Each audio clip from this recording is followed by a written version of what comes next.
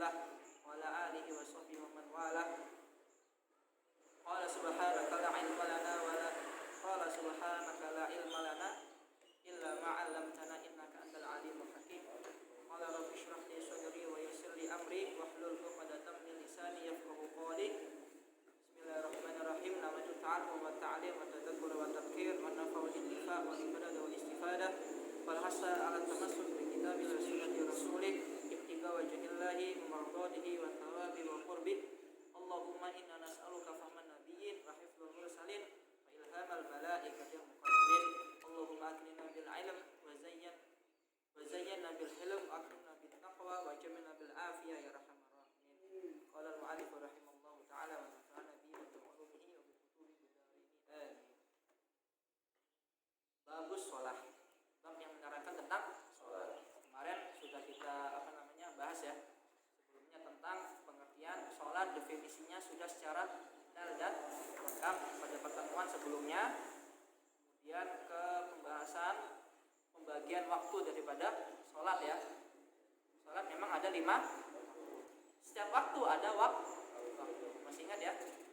Kemudian ada pembahasan a'dharus shalah yang menghalangi atau yang membolehkan kita untuk tidak sholat ya. Bahasanya gimana? A'dharus shalah yang membuat kita tidak sholat itu boleh.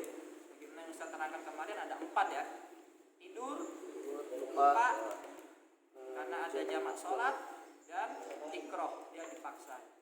Untuk keterangan selanjutnya ada di video ya, kalian lihat lagi. Kalau misalkan belum paham bisa ditanyakan ke yang lebih paham. Kemudian tentang sholat yang dilarang ya, waktu-waktunya maksudnya. Sebagai pembukaan pendahuluan, Ustaz mau menjelaskan lagi, mau flashback lagi tentang syurutu wujubis sholat. Syurutu wujubis sholat.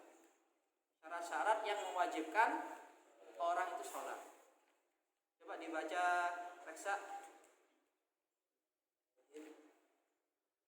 Syurutu wujubis sholati sittatu. Al-islamu wal bulughu wal aqlu wan naqahu 'anil haidi wan nifasi wa bulughud da'wati wa salamatul hiwasi. Hawas. Jadi syarat-syarat yang membuat seseorang itu wajib sholat di sini ada 6. Ada yang pertama apa? Pasti Islam. Dia kalau misalkan belum syahadah, belum mengakui bahwasanya Allah adalah Tuhannya dan Muhammad adalah nabinya, dia sholat, maka sholatnya tidak dianggap, tidak sah. Jadi intinya apa? Islam. Yang kedua apa? Al-bulugh. Apa yang dimaksud dengan balik? Kemudian nanti ada yang namanya tamyiz. Apa bedanya balik dengan tamyiz? Balik, seseorang dikatakan balik, dia itu ada 3 ciri-cirinya. Yang pertama kayak dahlan. Oh, dahlan. Sudah dewasa ya. Umur berapa dahlan? Hah? 18. Tamani asyar 18. Jadi salah satunya adalah ketika dia sudah berumur 15 tahun. Dikatakan dia sudah balik. Kemudian yang kedua, dia dikatakan balik ketika dia sudah pernah bermimpi untuk masa depan yang indah. Kan indah kan mimpi itu kan? Nah, mimpi yang membuat dia itu bahagia. Nah, ini biasanya orang tersebut itu bermimpi ketika dia berada di umur 9 tahun. Umur 9? Hafif umur berapa? 11? Kamu 16 ya? Kira Ustaz masih 10 gitu. Mas 10 umur berapa? Kelas berapa? Gue SD. Kelas 5. SD. Oh SD ya. Dulu gak pernah SD soalnya. Ustaz langsung.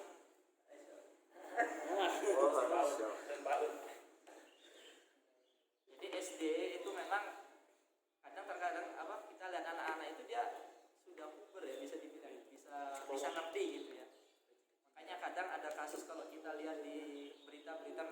kan, sesama teman ada kasus apa gitu, pencabulan kan ada ya kan? Kemudian ada kasus pelecehan kan gitu. Pasti kalian ada ya. Ingatlah kalian review masa, jangan sok-sok lupa gitu. Dikatakan dia balik, salah satu cirinya adalah dia sudah bermimpi. Biasanya di umur 9 tahun. Baik itu laki-laki maupun perempuan. Kemudian kalau perempuan itu tanda-tandanya adalah haid di umur 9 tahun. Sebagaimana melihat pada Sayyidah Aisyah ya. 9 tahun. Itu namanya balik. Jadi balik itu tanda-tandanya tidak 3 tadi ya. Jadi nggak harus 3 semuanya. Kalau misalkan dia sudah berumur 15 tahun misalkan, tapi dia misalkan dia sudah berumur 15 tahun tapi belum bermimpi misalkan, ya sudah, ketika dia sudah berumur 15 tahun maka dia sudah wajib sholat. Atau dia belum 15, saya belum 15 tapi sudah mimpi, ya sudah mulai wajib walaupun dia umurnya 9 misalkan. Jadi nggak harus tunggu 15. Maksudnya 15 itu kalau misalkan dia belum mimpi gitu. Jadi batas maksimalnya umur 5. Misalkan Afif, dia belum mimpi. Ya udah tunggu sampai 15.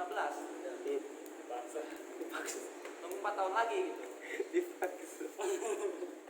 Insyaallah 30 juz ya. 4 tahun lagi. Atau kalau misalkan perempuan tanda-tandanya adalah lewat haid. Jika dia sudah melakukan haid, maka saat itu pula dia wajib mengerjakan sholat. Makanya di sini para orang tua dia itu diperintahkan untuk menyuruh atau mengajarkan anak sholat dari kecil. Umur 7 itu orang tua harus mulai untuk apa? Mengajarkan, bukan mengajarkan lagi, harus bisa sholat. Kalau bisa gitu, ketika anak itu berumur 7 tahun. Makanya dari sebelumnya orang tua itu dia harus mengedukasi anaknya tentang agamanya, tentang bagaimana dia sholat. Baru nanti ketika di umur 10 tahun, kalau misalkan tadi ya dia sudah mimpi misalkan, orang tua diberi hak untuk memukul daripada anaknya. Tapi mukulnya jangan seperti aniaya, ya memukul secara ini aja, secara wajarnya aja, secara kasih sayang. Kenapa? Karena nanti ditakutkan ketika orang tua dia tidak pernah mengedukasi, tidak pernah mengajarkan, tidak pernah mengenalkan anaknya tentang sholat. Bahasanya itu nanti bahayanya ketika sudah gede, sudah dewasa, dia tidak akan tahu yang namanya sholat itu bagaimana, caranya bagaimana, fungsinya bagaimana, faedahnya bagaimana. Itu ya, itu maksud daripada balik. Beda lagi kalau tamyiz. Kalau tamyiz itu intinya dia bisa membedakan mana kanan, mana kiri, mana bapak, mana ibu, mana yang ganteng, mana yang tidak. Misalkan kayak contoh Basir. Nah, Basir ini sudah balik apa belum? Tapi sudah tamyiz. Dia tahu, oh ini ibu saya. Ini Umi, ini bukan. Ini ibunya teman gitu. Itu udah dibilang tamyiz. Semisal Basir sholat, semisal dia sholat, kemudian dia rukun-rukunnya udah benar, wudunya udah benar, udah dia sah sholat. Walaupun dia belum balik. Ya intinya bedanya tamyiz sama bulu, sama balik. Kemudian yang ketiga adalah al-aqlu, yang berakal. Ketika dia mabuk, maka dia tidak wajib sholat. Ketika dia gila juga tidak wajib sholat. Bagaimana bisa jelaskan dulu ya. Dia mau sholat tapi sebelumnya minum, bagaimana hukumnya? Masih ingat kalian? Ya, selama dia tetap menjaga syurutu sehatis sholat, maksudnya kayak benar, dia cuci mulutnya, kemudian dia sholatnya itu bisa berdiri, baca Al-Fatihahnya bisa, ya sudah sah gitu. Terlepas dari diterima atau tidaknya. Kemudian yang keempat adalah an-naqa anil haid wan nifas. Jadi seseorang tersebut laki-laki, ya, perempuan ya, dia tidak boleh dalam keadaan haid dan nifas. Tidak boleh dia hukumnya haram. Dalilnya mana? Nah, kalau Ustadz lihat di berbagai referensi, kalau kita mencari dalil nas Al-Quran secara spesifik yang mengatakan dilarang bagi yang haid dan nifas untuk sholat, itu kita tidak nemu. Pasti nanti diarahkan ke dalil yas'alunaka anil mahid, qul huwa adhan fa'tazilun nisa fil mahid. Nah itu nanti penjelasannya kan ke hubungan ya antara suami dan istri, bahwasanya ketika perempuan atau seorang istri dia lagi datang bulan, maka dilarang untuk didatangi bagi suaminya. Nah, hubungannya apa sama dilarang sholat dengan dalil ini? Bahasanya gini, untuk masalah jima ya, bahasanya gitu. Syawal ya. Intinya berkumpul ya. Itu saja tidak boleh gitu ya. Apalagi dalam urusan ibadah, sekelas sholat, sekelas puasa. Paham ya? Ini jadi mendatangkan hukum yang mana hukumnya ini dia lebih afdol, lebih tinggi derajatnya. Berhubungan sesama manusia saja tidak boleh, apalagi berhubungan dengan Tuhan. Maksudnya berhubungan menghamba, gitu, beribadah. Itu malah tidak diperbolehkan. Makanya hukumnya haram orang dalam keadaan haid itu mengerjakan sholat. Kemudian nanti ketika dia sudah suci, apakah sholatnya diganti? Ya kemarin saya pernah nanya ya, apakah bagi perempuan ketika dia sudah suci, apakah sholat yang kemarin itu diganti atau tidak? Misalkan dia haidnya seminggu, apakah dia harus mengganti sholatnya itu 7 kali 5, 35? Di sini ada dua pendapat. Ada yang mengharamkan, ada yang memakruhkan. Ada yang mengharamkan, ada yang memakruhkan.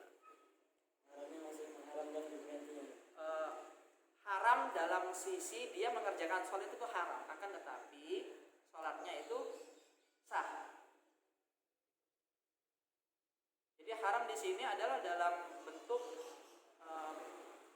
pekerjaannya. Itu dia sholatnya sah, tapi pekerjaannya itu haram, dilarang. Seperti halnya kamu menikah dengan perempuan yang mana perempuan ini sudah dikhitbah sama orang lain. Aduh, tikung Lah, itu kan haram, nggak boleh. Kita menghitbah orang ya, atau kita menikahi orang yang orang tersebut sudah dilamar sama orang lain, itu haram. Tapi kalau kalian sudah nikahi sah. Nah seperti itu. Misalkan si Dahlan, siapa?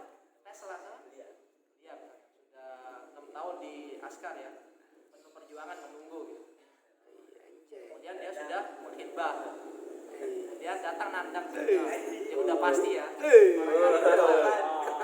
orang Kalimantan ya. Nah saat itu ketika nandang menghitbah si mulia, hukumnya haram, tidak boleh, dosa dari sisi itunya. Akan tetapi ketika sudah kalian misalkan nandang menikah, sah nikahnya. Nah sama dengan perempuan tadi, ketika dia mengkodok sholat, dari sisi pekerjaannya itu haram, dilarang, tapi sholatnya sah. Dapat pahala nggak? Bukan urusan kita. Intinya sah sholatnya, tapi tadi haram. Pendapat yang kedua adalah makruh. Makruh ditinggalkan dapat pahala, dikerjakan malah nggak dapat apa-apa. maksudnya ada kayak mulai tebusan atau tobat misalnya kan kemarin karena khilaf gitu. Ya maksudnya karena haramnya itu gitu tobatnya nggak Ustaz atau minta ampun atau gimana gitu. Apa itu? Yang karena yang haramnya tadi itu Ustaz. Perempuan ini kan masalah haid. Maksudnya yang haramnya itu mungkin kita bisa tebus nanti dengan apa tuh tobat atau gimana gitu Ustaz. Oh enggak perlu. Oh cuman itu doang gitu. Hanya sekedar hukum tentang mengerjakan sholat di waktu haid itu boleh atau tidak. Jawabannya boleh mengikuti pendapat yang makruh. Pendapatnya tidak boleh haram mengikuti pendapat yang haram. Akan tetapi ketika dia mengikuti pendapat yang haram dan yang tidak diperbolehkan, status sholatnya ini sholat sah apa tidak kan gitu? Ya sah sholat. Gak perlu ketobat kayak gitu. Ini cuma penjelasan tentang hukum, tentang masalah suatu pekerjaan.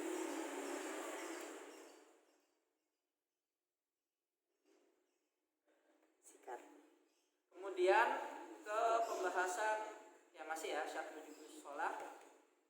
Bulughud dakwah. Yang kelima syaratnya adalah bulughud dakwah. Jadi dia itu sudah mendengarkan kajian Islam, sudah mengenal Islam.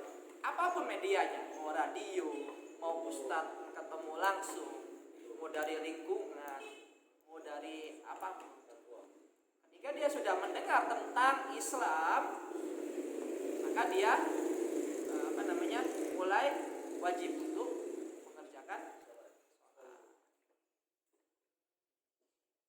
Kemudian yang terakhir adalah salamatul hawas. Yang saya jelaskan kemarin, kalau misalkan dia dilahirkan dalam keadaan buta dan tuli, maka dia tidak diwajibkan sholat. Tidak diwajibkan sholat sampai mati. Enak ya? Mau kamu tuli sama buta, walaupun dia bisa ngomong, ya, walaupun bisa. Tapi kalau misalkan dia tuli dan bisu, bisa melihat, tetap wajib sholat. Dia bisa mendengar ya, dia tuli dan dia bisu dan buta, tapi bisa mendengar, wajib sholat. Kok bisu terus tuh ngapain aja gitu? Ya kan ada. Ya maksudnya buset ya Allah. Kamu berdoa aja kepada Allah. Ya kalau kita bayangkan itu terkadang itu adalah nikmat. Kalau kalian melihat beberapa kasus orang yang dia itu buta gitu ya. Nah, dia menjaga pandangannya dari perkara-perkara dunia. Atau dia dalam keadaan tuli. Itu ada hikmahnya. Dia tidak pernah mendengar permasalahan-permasalahan orang, gosip-gosip orang, mulut-mulut yang berbisa, kan ada kan? Pasti ada. Makanya kita selalu bersyukur terhadap apa yang diberikan oleh Allah kepada kita, anugerah. Kita sehat, kita syukuri. Bagaimana kita mensyukurinya? Dengan apa? Dengan apa? Ya tetap kembali kepada kaidah menjalankan perintahnya, menjauhi larangannya. Paham ya kalian ya tentang tadi syarat-syarat yang mewajibkan orang itu sholat. Ada 6. Kemudian kita ke pembahasan arkanus sholat, rukun-rukun sholat. Sholat itu bagaimana caranya? Nah, di sini dijelaskan bahwasanya rukun sholat itu ada 17. Ada 17 kalau pakai tumak nina. Kalau nggak ada tumak nina ada 13. Yang pertama adalah an-niyah.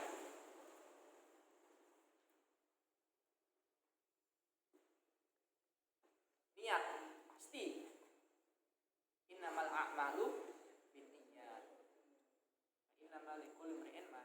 Jadi setiap pekerjaan itu wajib niat. Kalau dia nggak niat, maka pekerjaan itu tidak akan sah. Nah, niat di sini kalau dia ingin melaksanakan sholat fardu 5 waktu, bagaimana niatnya, Rizky? Gimana kamu biasanya niat sholat itu gimana? Enggak, bacaannya gimana? Niatnya bagaimana niatnya? Soli saja. Iya ya, bahasa hati gimana? Hah? Oh bahasa aja gimana? Saya? Masa nggak ngerti? Emang masa nggak ngerti? Oh, iya. Kembali gimana biasanya? Ya terserah. Ketika kamu sholat, niat sholat bagaimana? Ketika kamu sholat, niatnya itu bagaimana?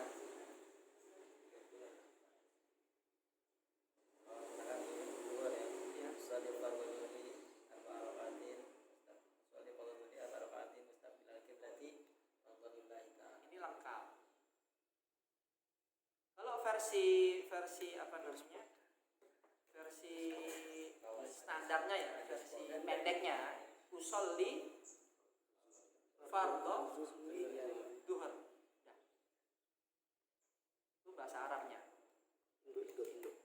Kalau bahasa Indonesianya saya niat sholat fardu duhur.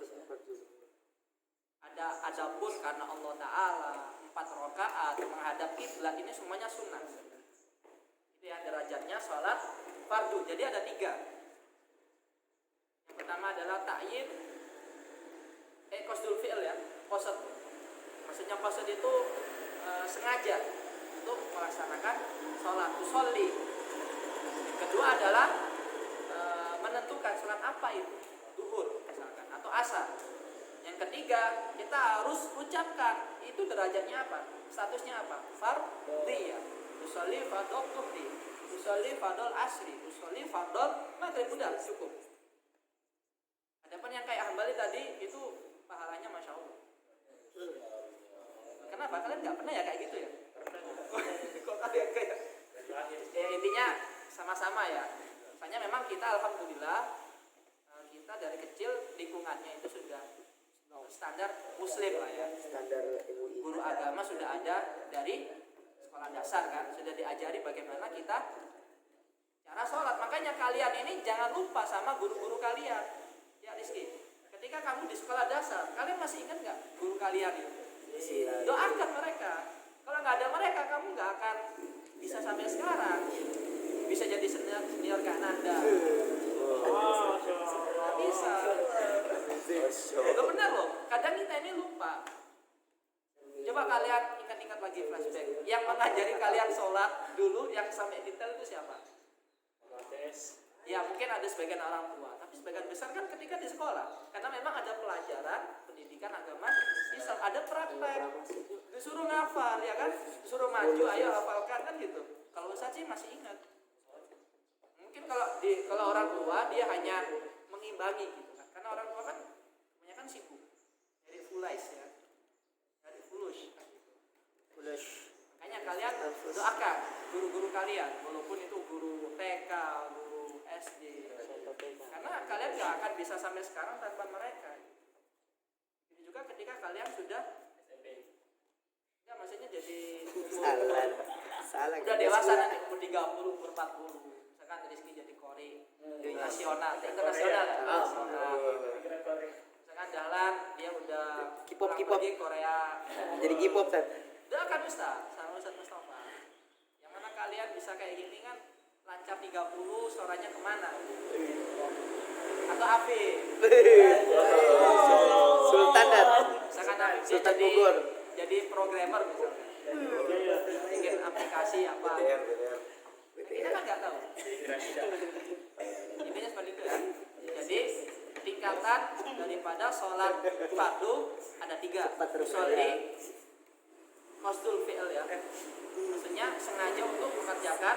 Yang kedua adalah menentukan sholat apa itu. Yang ketiga adalah derajat fardiyah. Kemudian yang kedua tentang sholat sunnah. Sholat sunnah yang dia itu mutaqaddim, mutaakhir. Masih ingat kan kemarin sholat mutaqaddim itu contohnya apa? Masih ingat nggak Dahlan? Sholat mutaqaddim, sholat sunnah yang mutaqaddim. Kayak sholat tahiyatul masjid, kayak sholat sunnah wudu. Kenapa dia disebut dengan sholat sunnah mutaqaddim? Karena karena memang sebabnya duluan masuk masjid, ya kan? Sebabnya masuk masjid baru kita sholat. Atau sholat sunnah wudhu, sebabnya sunnah wudhu. Nah itu namanya sholat nafilah al-mutaqaddim. Tapi ada yang mengatakan sholat tahiyatul masjid itu adalah sholat sunnah mutlak, ada yang mengatakan seperti itu. Tapi Ustaz lebih prefer ke sholat sunnah mutaqaddimah. Itu bagaimana niatnya? Kalau versi lengkapnya ya tadi usolli sunnata tahiyatul masjid rakaataini mustaqbilal qiblati lillahi ta'ala. Itu versi lengkap. Sebenarnya simpelnya ada usolli enggak pakai sunnah. Usolli tahiyatul masjid. Usolli al-wudu. Usolli ad-duha. Usolli istikharah. Usolli hajat. Itu versi, maksudnya versi singkatnya ya. Jadi wajibnya cuma 2 aja itu tadi. Kalau sholat sunnah yang fardu 3. Usolli pada duhri. Yang wajibnya. Kalau yang sunnahnya usolli qobliyah misalnya. Usolli ba'diyah. Usolli dalam masjid. Udah itu versi mudahnya. Tapi kalau kalian ya, kalau bisa ya lengkap. Kayak niat sholat dalam masjid rakaataini 2 rakaat. Atau misalkan Rizky dahlan, imamnya dahlan. Rizky sok-sokan mau lengkap. Di belakang sendiri kan subuh. Saya niat sholat subuh 2 rakaat karena Allah, diimami reksa misalkan. Kan masih ngantuk-ngantuk, ternyata yang imam dahlan. Ya udah kamu gak sah sholatnya. Iya, ada yang seperti itu. Nanti ada pembahasan seperti itu. Jadi ketika dia salah menentukan imam itu bisa membuat sholatnya itu batal. Soalnya suaranya, kan saat itu Rizky nggak tahu imamnya dahlan, taunya reksa karena suaranya mirip-mirip gitu misalnya. Ini yang senang reksa apa dahlan? Yang rugi mana? Reksa apa dahlan?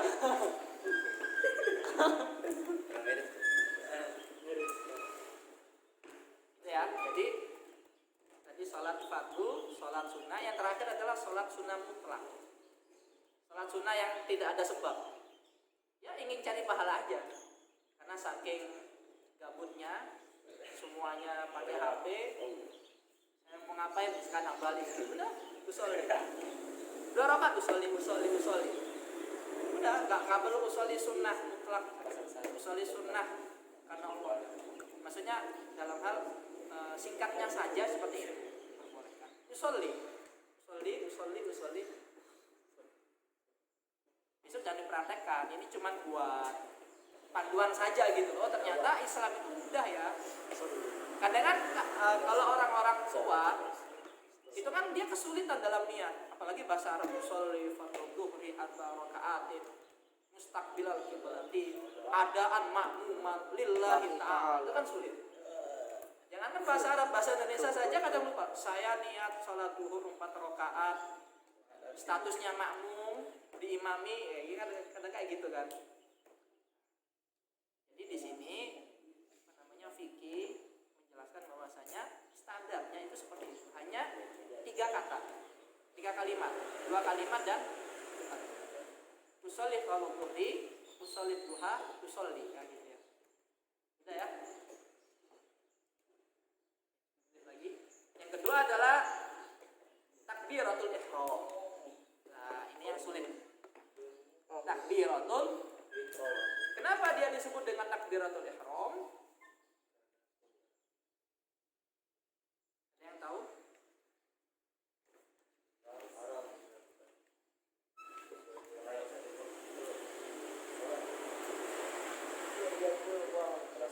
Karena dia ini melarang apa yang sebelumnya itu diperbolehkan. Ketika kalian sudah mengerjakan pekerjaan ini, sholat, kalian melakukan rukun yang pertama, Allahu Akbar, maka kalian sudah dilarang terhadap perkara-perkara yang sebelumnya diperbolehkan. Seperti apa? Makan, minum, ngatain. Kan boleh nggak ngatain? Boleh kan? Makruh? Di sini boleh. Oh di sini boleh. Iya. Senior nanti kalau kalian ditanya sama malaikat, kata senior boleh. Kalian gini-gini. Iya. Itu kan boleh.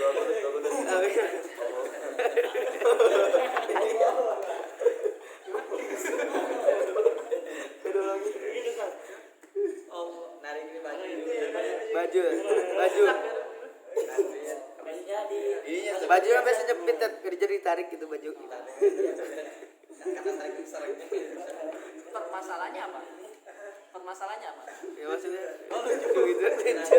Enggak, kalian kirain nanya itu boleh atau tidak, sunnah atau tidak. Aldi itu enggak. Yang lain senyum sama. Kayaknya ada tentang pribadi sama Anda.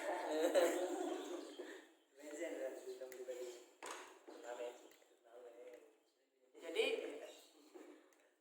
disunahkan rafu yadai fi takbirihi hadwa makibai. Allah. Jadi ujung daripada apa namanya? Jari itu dia disejajarkan dengan telinga.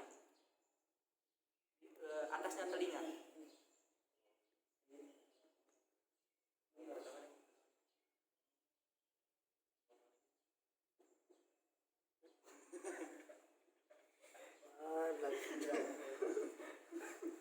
Nggak benar itu.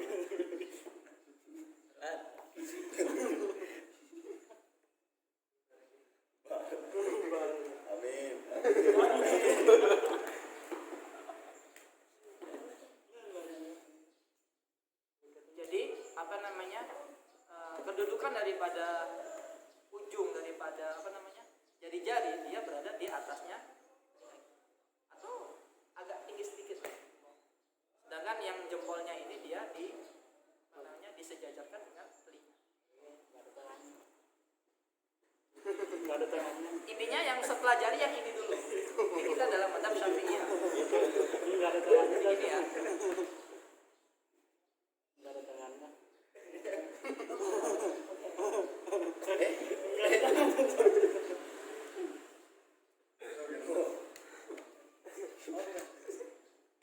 Jadi dengan dibuka Allah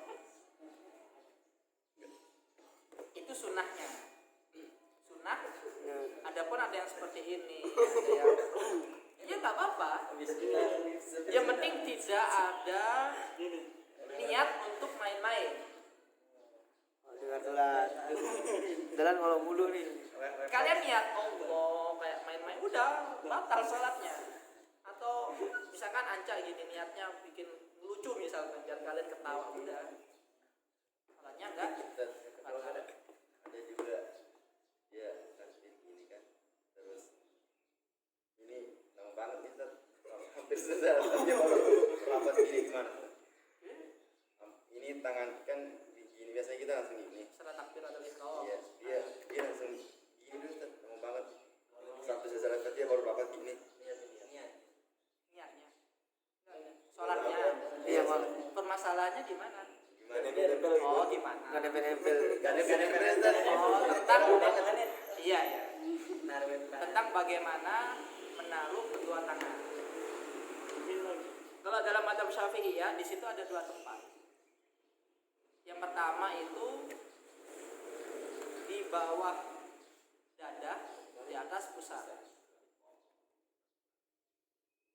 Yang kedua yang kayak tadi, samping. Tapi kalau kalian main-main bisa kan dari pedang.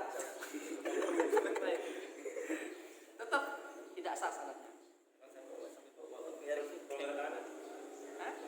Ya nanti dulu. Ada. Ganggu aja nih. Bagus. Itu ada dalam madhab Syafi'iyah. Bisa di atas pusar, di bawah dada, bisa di samping. Kalau madhab Malikiyah yang sebagaimana Ustaz melihat biasanya dia ada dua juga. Dia posisinya di pas pusar. Allahu Akbar di pusar. Kayak orang malas gitu ya. Apalagi kalau lagi kenyang gitu habis buka puasa Atau kalau misalkan kalian ingin mempraktekkan yang lebih malas lagi, udah nggak usah gini aja. Tendang di belakang. Ya itu madzhab Malikiyah. Tapi beneran ini jangan dibuat bercandaan ya. Misalkan kalian pulang misalkan, si Dahlan, menang-menang dia udah alim kan, Wih. belajar fikih, jadi imam. Allah Akbar gitu. Diusir dari kampung. Dibakar rumah ya. Kita harus mengikuti daripada lingkungan. Apalagi orang-orang kampung, orang-orang awam itu dia bukan seperti kita yang belajar tentang syariat. Tadi madzhab Malikiyah. Jangan dipraktekkan ya nanti di sini. Misalkan sini askar semua lagi males. Warga Allah. Pasti warga nanti itu kayak gitu sholatnya. Masa di ini Telepon Ustaz Mustafa. takutnya ntar Ustaz yang disalahin. Padahal Ustaz menjelaskan secara berbagai madzhab. Ya udahlah kita mengikuti apa yang pada umumnya karena kita madzhab Syafi'iyah. Ya udah di atas ini. Udah kelihatan itu gini. Udah nggak sah itu. Pulang niat. Makanya kita lihat kita tanya kepada Anca. Dia niatnya apa? Udah kebiasaan dan memang dia badannya besar, bajunya kecil. Ya nggak apa-apa. Yang penting takbir. Kemudian kalau mazhabnya Hanafiyah sama Hambali, dia itu di bawah pusat.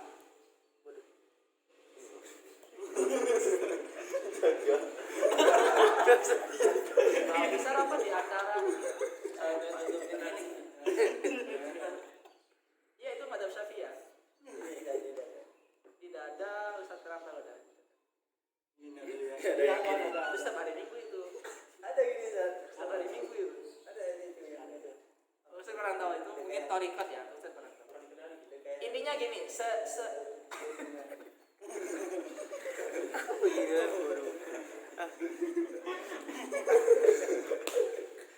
udah ya.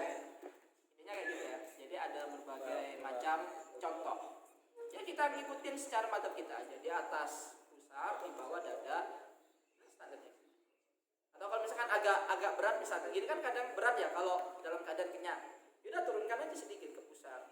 Nah, yang gemuk enak biasanya. Soalnya Ustaz ngerasa sih selama 5 tahun ini lah. Soalnya sebelumnya Ustaz gini, ketika masih kurus-kurus kayak bintang gitu kan, atau kayak Dahlan gitu, kayak malas. Tapi kalau misalkan kenyang itu enaknya agak turun.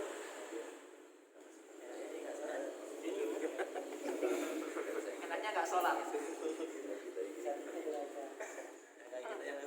Udah paham ya tentang masalah takbiratul ihram. Kemudian untuk masalah niat. Niat ini kan apa yang dimaksud dengan niat dalam mazhab Syafi'iyah? Qasdus syai' muqtarinan bil fi'l. Qasdus syai' muqtarinan bil menyengaja sesuatu, ingin melakukan suatu pekerjaan yang mana dibarengi dengan pertama kali pekerjaan itu tadi. Sebagaimana wudu. Bagaimana kita niatnya itu? Cara mempraktekkan niatnya ketika membasuh muka. Nawaitul. Nah, kalau sholat gimana? Kapan kita mulai mengucapkan niat, melafazkan niat? Belum wudu. Ya kita lihat sholat itu pekerjaan yang pertama kali itu apa? Takbiratul. Ya, nah, oleh karena itu niatnya harus dibarengi dengan takbiratul. Gimana? Sulit ya? Allah sulit. Kalau kalian pengen mudah, niatnya sebelum takbiratul. Sulit. Hukumnya bagaimana sunnah? Melafazkan niat sebelum sholat itu hukumnya sunnah. Niat itu kan nggak perlu dilafazkan, cukup dalam. Adapun diucapkan itu menjadi sunnah. Biasanya kalau orang-orang sulit untuk membarengkan antara niat dengan pekerjaan sholat seperti takbiratul ihram yang pertama kali itu, sholli. Kadang kan sholli Allah gitu kan. Soalnya takbiratul ihram itu kan bacanya Allah Akbar gitu kan. Sholli apa Allah Akbar kan gitu kan. Dan orang agak kesulitan. Bingungnya di situ. Padahal niat nggak perlu diucapkan. Makanya untuk saja niat sebelum sholat itu untuk memudahkan, membantu dan menghilangkan keraguan. Makanya kan Allah berapa kali itu, sampai 10 kali itu. Ada yang 10 ya? Ada kalian yang pernah melihat jamaah seperti itu? Ada. Sama sekali. Sebenarnya kalau misalkan dia sudah pernah belajar fikih, dia cukup mengucapkan niat. Saya niat salat subuh. Rakaat 2 rakaat. Allah, udah niat. Soalnya ketika dia sudah mengucapkan takbir, pasti kan dia mau ngapain? Sholat kan? Sholat apa? Gak mungkin sholat duhur, kan subuh. Nah kan gitu. Itu cara. Nah, makanya kalau misalkan besok kalian lihat ada jamaah seperti itu, ajarin. Siapa tahu dapat amplop, lumayan. Dari kata-kata ini. Kemudian untuk bacaan Allahu Akbar. Allahu Akbar. Gimana itu bacaannya? Allahu Akbar. Allahu Akbar. Itu boleh juga Allah Al-Akbar. Boleh. Allahur Rahmanur Rahim. Allahur Rahmanur Rahimul Akbar gitu. Allahur Rahmanur Rahimul Akbar. Boleh enggak? Allahur Rahmanur Rahimul Akbar. Boleh enggak? Langsung ditarik. Boleh. Masih ditarik ya kalau masih dipraktekkan. Ya intinya boleh. Boleh. Allah Maha Besar boleh. Asalkan ya nggak boleh. Asalkan dia benar-benar tidak bisa ngomong melantunkan bahasa Arab. Dia tidak bisa belajar. Intinya dia bodoh. Di bawahnya bodoh. Maksudnya gini, kalau orang-orang bodoh itu dia masih bisa ngikutin. Ya kan sebodoh-bodohnya orang nggak bisa baca misalkan. Dia bisa mengikuti ketika dia ada ajaran Allah Akbar. Allah Akbar kan gitu. Tapi kalau misalkan dia sudah ada masalah atau kekurangan, ya sudah dia Allah Maha Besar. Yang dipraktekkan. Kalau kalian nggak sah, harus Allah Akbar. Maksud Ustaz, kalau misalkan tadi diselingi dengan pujian kepada Allah, Allahur Rahmanur Rahimul Akbar gitu ya. Bukan baca Allah semuanya. Misalkan rezeki maghrib, Allahur Rahmanur Rahimul Akbar. Ya intinya itu boleh, akan tetapi lebih baiknya jangan dipraktek. Ya itu buat kita saja.